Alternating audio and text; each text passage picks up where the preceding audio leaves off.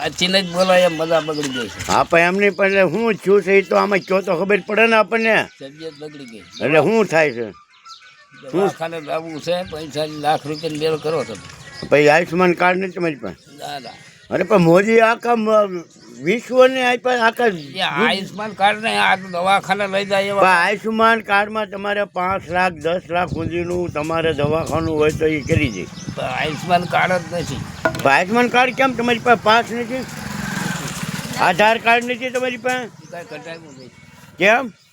નથી કટાઈ. એટલે તો તમારે કઢવું છે ને, તમારી આળા છે ને. ભાઈ એ દાનીભાઈના હાથમાં ભાઈ વટી એ કરે.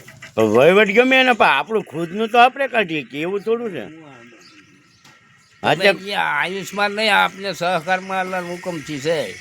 સહકાર દવાખાના વાળાને અત્યારે ભાજપ સરકાર કેવી સહકાર આપે છે એ તો જુઓ તમે. હે દવાખાના હવે હું ગામ તો મને અહીં બોલવાનું દુખાવો થઈ ગયો.